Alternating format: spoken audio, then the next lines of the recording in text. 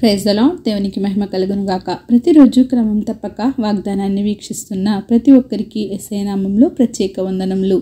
Subscribe చేసుకుని అనేక మందికి షేర్ చేసి దేవుని మాటల ద్వారా బలపరచండి.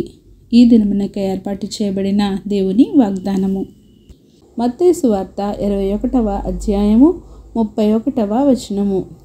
యేసు, సుంకరులను వేశ్యలను మీకంటే ముందుగా దేవుని రాజ్యంలో ప్రవేశించుదురని మీతో నిశ్చయముగా చెప్పుచున్నాను.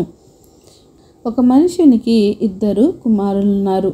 అతడు మొదటి వాని యొద్దకు వచ్చి, కుమారుడా, నేడు పోయి ద్రాక్ష తోటలో పని చేయమని చెప్పగా వాడు పోను అని ఉత్తరం ఇచ్చాడు. గాని పిమ్మట మనస్సు మార్చుకొని పోయాడు. అతడు రెండవ వాని యొద్దకు వచ్చి ఆ ప్రకారమే చెప్పగా వాడు, అయ్యా, పోదుననెను గాని పోలేదు. ఈ ఇద్దరిలో ఎవడు తండ్రి ఇష్ట ప్రకారము చేసినవాడు అని యేసయ్య గారు తన శిష్యులను అడిగినప్పుడు వారు మొదటి వారే అనెను. అప్పుడు యేసయ్య గారు, సుంకరులను వేశ్యలను మీకంటే ముందుగా దేవుని రాజ్యంలో ప్రవేశించుదురని మీతో నిశ్చయముగా చెప్పుచున్నానని. యోహాను నీతి మార్గమున మీ యొద్దకు వచ్చెను, మీరతనిని నమ్మలేదు. అయితే సుంకరులను వేశ్యలను అతనిని నమ్మారు. మీరు అది చూచియు అతనిని నమ్మునట్లు పశ్చాత్తాపపడకపోయిరి. ఈ లోకంలో జీవిస్తున్న పైపైన భక్తి గలవారు ఎవరంటే రెండవ కుమారుని పోలినవారు. దేవునిలో ఉంటూనే దేవుని క్రియలు ఎరిగిన వారై దేవుడు వారికి అప్పగించిన పనిని చేయుటకు ముందుకు వచ్చినట్లే వచ్చి దేవుని పనిని చేయరు. మొదటి వారు దేవుడు అప్పగించిన పనిని చేయను అని చెప్పి దేవుని పనిలో నమ్మకంగా బ్రతుకుతారు. చేయనన్నవాడు చేస్తాను అన్నవాడు చేయక, దేవుడిచ్చిన పనిపై ఆసక్తి చూపక అశ్రద్ధ వహిస్తున్నారు. దేవుని బిడ్డలై ఉండి కూడా దేవునికి ఇష్టమైన జీవితం జీవించరు. కానీ పాపులుగా పిలువబడి అన్యులుగా పిలువబడిన వారే దేవుని నామమును గుర్తెరిగి నమ్మకంగా దేవునిలో గడుపుతున్నారు.